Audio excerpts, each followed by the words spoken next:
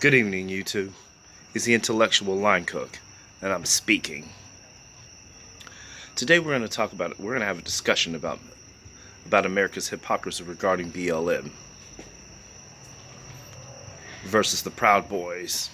America's a country that swears up and down it's not racist, but a good chunk of the country was the first to embrace birtherism. And I know that a lot of white people say, well, it started in the Hillary camp. I believe there's truth to that. But the difference is with the Hillary camp, it was a whisper. With Donald Trump, it was a bullhorn. Remember, Donald Trump couldn't bring himself to tell to call the Proud Boys a terrorist or to call them racist, or the guys in Charlottesville, West Virginia. He could not bring himself to condemn those people. But yet, he wants to talk about BLM all day, just like his followers. He wants to talk about Antifa all day, just like his followers. And the fact that the Proud Boys are so staunchly Donald Trump, that tells you that should tell you more than you need to know. The fact is,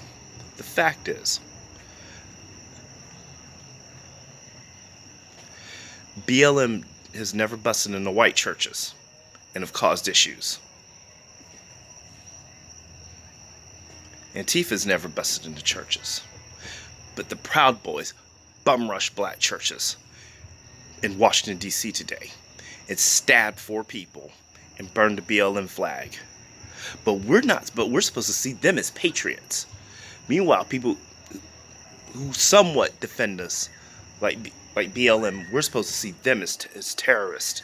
These are the same white people who want to lecture to us about who our heroes should be and who our heroes should not be. Just as sure as we cannot tell you not to worship the founding fathers, even though they were a bunch of slave-holding, murderous pricks. But these same white folks want to tell us that we're supposed to worship them and admire them. And that's just not going to happen.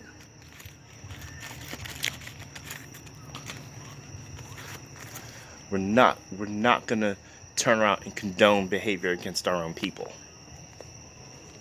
Now, when the Proud Boys did what they did, but yet, these same white people who don't think they should be labeled as terrorists are the same ones who want to label Antifa and BLM as terrorists.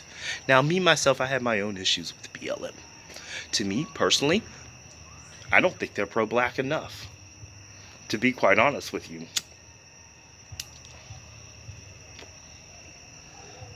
I don't think they're pro-black enough. But the people who are pro-black enough, Donald Trump hates them people, and he has the FBI labeling them as black identity extremist. Now, that's just another way of saying, hey, look, niggas who love being black, who are unapologetic and unadulterated and uncompromising, Donald Trump made up in his mind he's going to hate them. And anybody who supports the president, they're going to make it their ideal. Their deal to hate them. But remember, none of those people are busting into white people's stuff. None of those people are stabbing people.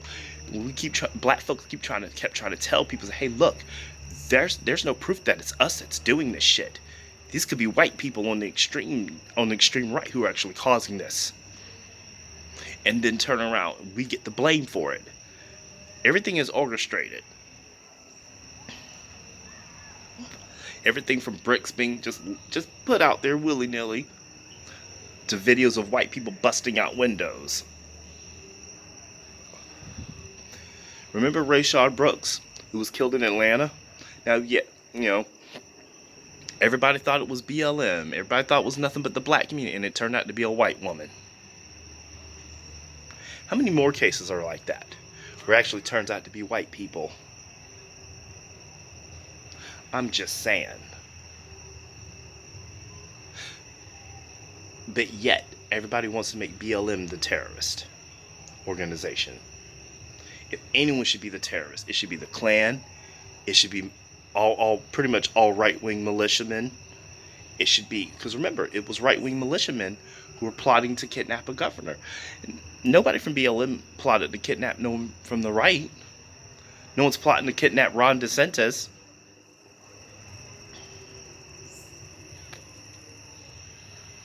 But yet, white people got All that smoke for Antifa and BLM.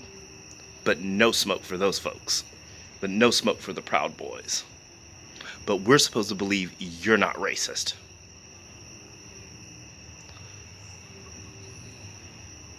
You might fool some of the people some of the time, but you can't fool all the people all the time. Anyway, I just thought I'd go there. Somebody needed to. I'm the intellectual line cook, and I've spoken.